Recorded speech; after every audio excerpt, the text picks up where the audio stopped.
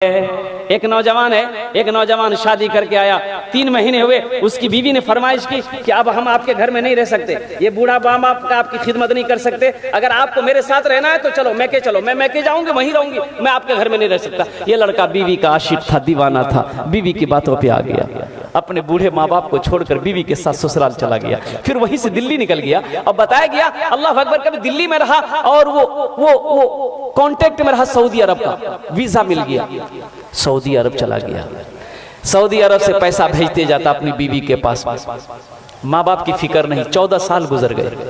कितने साल गुजर? 14 साल का अरसा गुजर गया। इन 14 सालों में इस नौजवान ने 12 हज किए।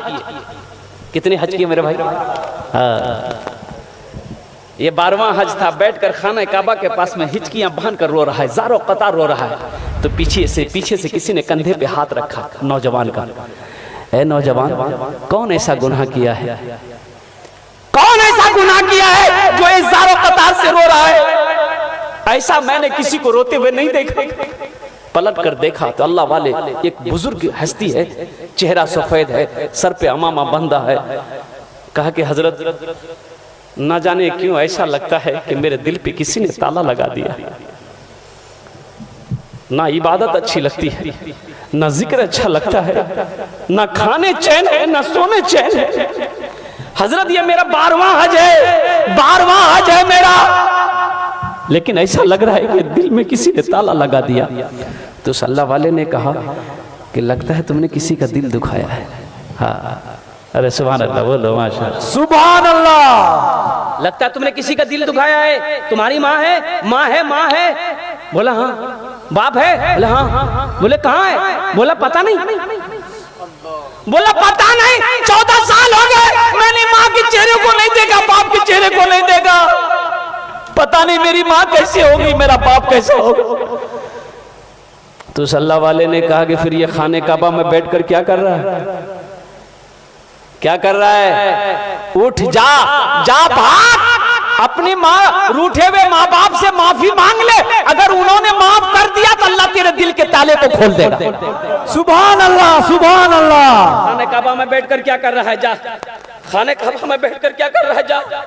ये नौजवान उठा, रोता हुआ उठा, अपना डेरा आया, रूम के अंदर में आया है और कुर्बान जाओ टिकट बनाने में लग गया, फ्लाइट पकड़ा, हिंदुस्तान की सरजमीन पर अपना कदम रखा, अल्लाह अकबर कबीरा, और गाड़ी ली, एयरपोर्ट से गाड़ी लिया, सीधे अपने गांव के लिए रवाना हुआ।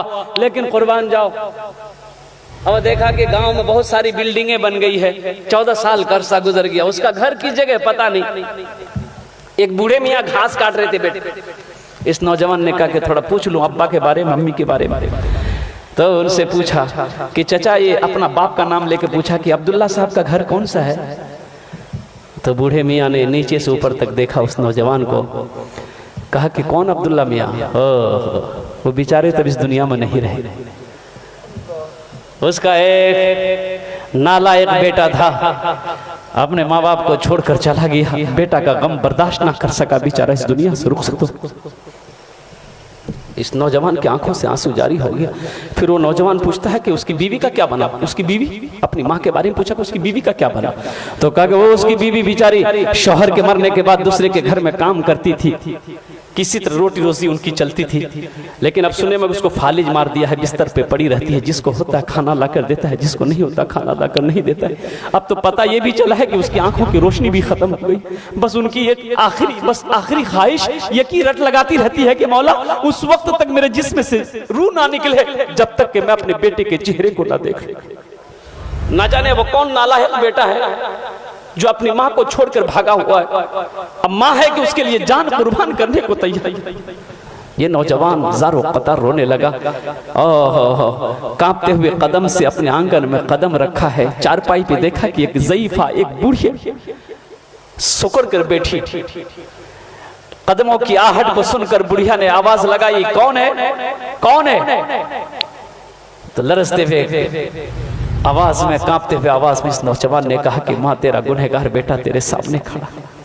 माँ कहती है कि बेटा मेरे करीब आ जाओ, मेरे जिस्म में रूह इसलिए अटकी हुई थी, मेरे करीब आ जा मेरा लाल, मेरी आंखों में रोशनी तो नहीं चाहिए जो तेरे चेहरे को देख सकूं, अपना चेहरा मेरे करीब कर दे ताकि हाथ फेर वो चेहरे पे ताकि मेरे कलेजे को ठंडक मिल जाए। हाँ, पीते पीते दूध कभी चल में जब छुप जाते थे,